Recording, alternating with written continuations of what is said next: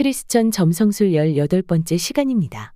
제2권 호라리 차트 보는 법 마지막 시간으로서 10, 11, 12 하우스를 판단하는 법에 대해 알아보겠습니다.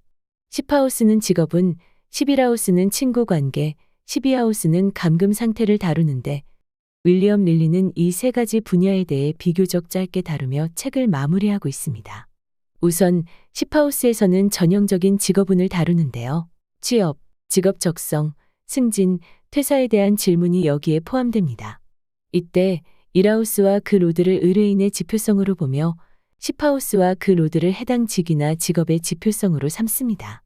우선 1하우스 로드와 달이 태양이나 10하우스와 만나고 있거나 10하우스 로드가 10하우스 시작점과 각을 맺고 있거나 직접 10하우스 안에 들어가 있다면 의뢰인은 원하던 직업이나 직위를 얻을 수 있을 것입니다. 어떤 지표성도 10하우스 로드와 만나고 있지 않다면 1하우스 로드나 달이 10하우스에 위치하는지를 봅니다. 만일 그렇다면 어떤 장애나 손상 요소도 없을 경우 의뢰인은 원하는 직업이나 직위를 얻습니다. 거꾸로 10하우스 로드가 1하우스에 위치하고 10하우스 로드가 1하우스 로드나 길성들과 길각을 맺으면 수월하게 원하는 직업이나 직위를 얻습니다. 길각을 맺지 않더라도 10하우스 로드가 1하우스 로드보다 가벼운 행성일 경우 긍정적입니다. 1하우스 로드와 10하우스 로드 사이에서 다른 행성이 빛을 전달해주는 경우 의뢰인이 아닌 제3의 인물의 역할을 통해 일이 성사됩니다. 이 경우 의뢰인은 중개해주는 행성의 속성과 가장 부합하는 인물에게 도움을 구하면 좋은 결과를 얻습니다. 1하우스 로드가 10하우스 로드에게 접근하는 것은 내가 직위를 얻기 위해 애를 쓴다는 의미이며 다른 행성의 방해가 없는 한 힘겹지만 성사됩니다. 10하우스 로드가 흉성과 만나면 대체로 부정적으로 봅니다. 다만 이들 중 하나라도 1하우스에 위치하면서 룰러십이나 엑절테이션을 얻은 채 오리엔트 위상에서 순행하고 있고 흉성과 대립각을 맺지 않는다면 어렵게나마 원하는 바를 얻습니다. 비록 흉성들이 1하우스 로드와 만나더라도 길성이 10하우스 로드와 만나고 있을 경우 도움의 손길이 있다는 의미입니다. 이때는 10하우스 로드와 만나는 길성의 속성에 부합하는 사람에게 도움을 청해야 합니다. 10하우스에 흉성이 위치하더라도 10하우스의 사인이 흉성의 룰러십이거나 엑절테이션 사인이라면 문제없이 일이 성사됩니다. 참고로 지표성이 앵귤러 하우스에 위치할 경우 일의 진행이 빨라지며 석시던트 하우스에 위치할 경우 다소 느리게 진행되고 케이던트 하우스에 위치할 경우 엎치락 뒤치락 하다가 성사됩니다. 기본적으로 1하우스 로드와 10하우스 로드가 만나거나 달이 두 행성 중 한쪽에게 접근각을 맺는 경우 일이 성사된다고 봅니다. 1하우스 로드가 4하우스 로드에게 접근하거나 4하우스 로드가 1하우스 로드에게 접근하는 경우 역시 일이 성사될 것임을 시사합니다. 단 1하우스 로드는 4하우스 로드에게 접근하고 4하우스 로드는 10하우스 로드에게 접근하는 경우 문제들이 많아 천신만고 끝에 일이 성사됩니다. 직장에서 잘리지나 않을까 혹은 직위를 유지할 수 있을지 여부를 볼 때는 1하우스 로드와 10하우스 로드가 가깝게 각이나 회합을 이루는지를 확인합니다. 둘 중에서 무거운 쪽이 호응을 해주는 주체가 되며 앵귤러 하우스에 위치하면 긍정적으로 봅니다. 단 이때 4하우스는 앵귤러 하우스에서 제외합니다. 4하우스는 앵귤러 하우스이지만 직업운에 한해서는 항상 제외하고 있습니다. 이때 호응을 해주는 행성이 지평선 아래에 위치하거나 해가 지는 영역에 위치할 경우 의뢰인은 일시적으로나마 그 자리를 잃었다가 되찾습니다. 1하우스 로드가 3하우스나 9하우스 로드 혹은 3하우스나 9하우스에 위치한 행성과 만난 후 앵귤러 하우스에 위치한 행성과 접근각을 이루는 경우 역시 현재의 지위를 유지할 수 있다고 판단합니다. 단 그 행성이 역행이나 컨버스트일 경우 혹은 궁의 이동이 이루어질 경우 그 자리를 잃습니다. 직업 적성. 이 책에서는 자신에게 맞는 직업을 찾는 요령도 소개되는데요. 화성과 금성은 재능의 지표성이라고 합니다. 이들 가운데 위계가 높은 쪽을 대표적인 재능의 지표성으로 택합니다. 재능의 지표성이 어느 사인에 있는지에 따라 직업 적성이 결정됩니다. 우선 재능의 지표성이 양자리에 있을 경우 마차 제조, 목축업, 가축 상인, 말 조련사, 대장장이 등이 적성에 맞습니다.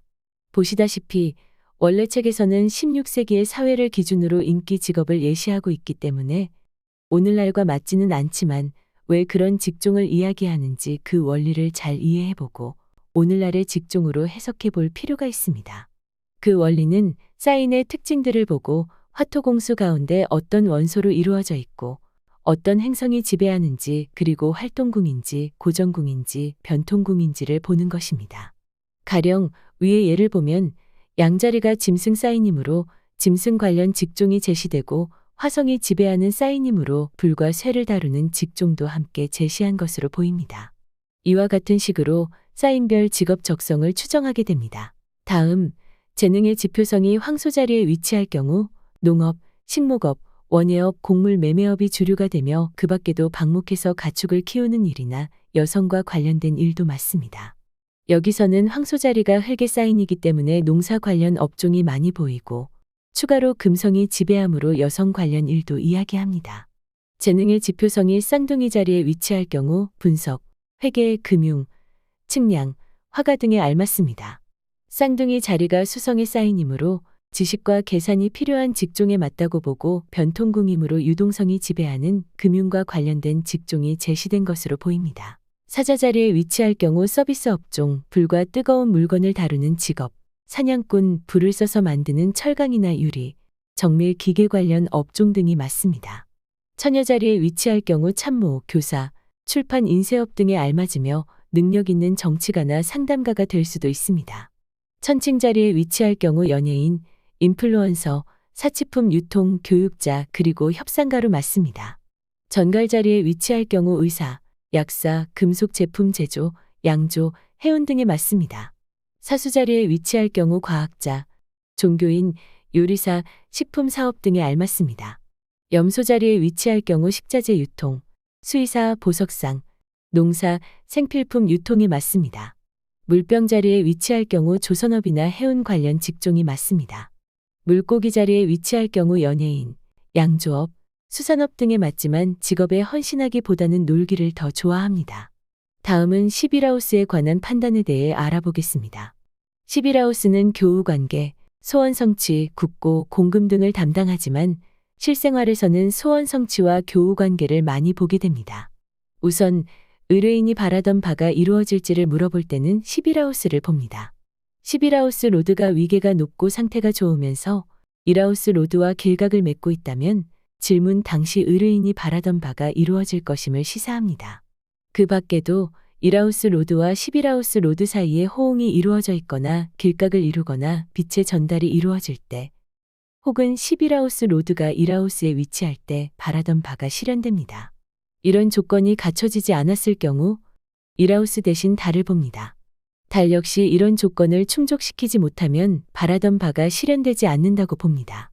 소원이 이루어지기를 바라는 것 속에는 탄원서를 제출하는 등 뭔가를 요청하는 행동도 포함됩니다. 그래서 의뢰인이 국가나 상위기관에 뭔가를 요청할 때 역시 소원 성취의 관점에서 보는데요.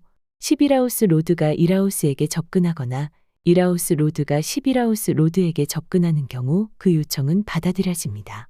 두 행성이 삼각이나 육각으로 이어질 경우 역시 요청은 신속하고 수월하게 받아들여질 것입니다. 비록 사각이나 대립각을 이루더라도 호응이 이루어진다면 힘든 과정을 극복하고 요청이 받아들여집니다. 11하우스 로드가 앵귤러 하우스에서 호응을 받는 구조 역시 소원 성취를 의미합니다. 달을 통해서 소원 성취를 볼 수도 있는데요. 달의 주제성이 변통궁에 위치할 경우 의뢰인이 바라던 바의 일부만이 실현될 것이며 활동궁에 위치할 경우 기대에 한참 모자랄 것이며 고정궁에 위치할 경우 의뢰인이 바라던 바가 모두 실현됩니다. 일반적으로 행성의 위계가 낮고 상태가 안 좋을 경우 의뢰인이 바라던 바가 실현되더라도 문제가 생깁니다. 반면 행성이 다른 행성에게 호응을 받고 있는 경우 기대 이상의 결과를 얻습니다. 특히 1하우스 로드도 호응을 받은 상태라면 모두 실현됩니다.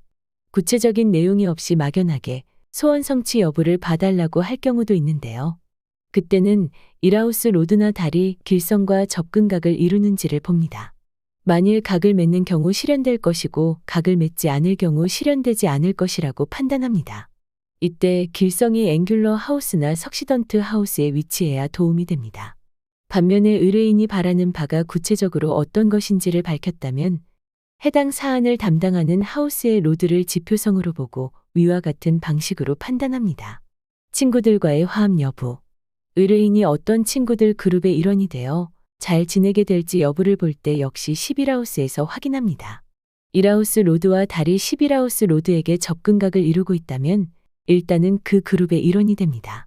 이때 6각이나 3각으로 이어질 경우 아주 좋은 관계가 되지만 반면 사각이나 대립각으로 이어질 경우 그룹 중에 서로 안 맞는 사람이 있어 반목과 다툼이 있습니다. 두 사람 사이의 우정 역시 11하우스의 질문인데요. 1하우스 로드가 11하우스 로드, 7하우스 로드, 3하우스 로드와 6각이나 3각을 이루고 있을 경우 그 둘은 서로 호의적입니다. 그러나 사각이나 대립각일 경우 서로 맞지 않습니다. 특히 이들 행성들이 12하우스 로드와 흉각을 맺으면 더 안 좋습니다. 12하우스 시작점이나 12하우스 로드와 아무 각도 맺지 않아야 안심이 됩니다. 다음 12하우스에 관한 판단을 알아보겠습니다. 12하우스는 숨은 적과 감금을 의미하는 하우스인데요.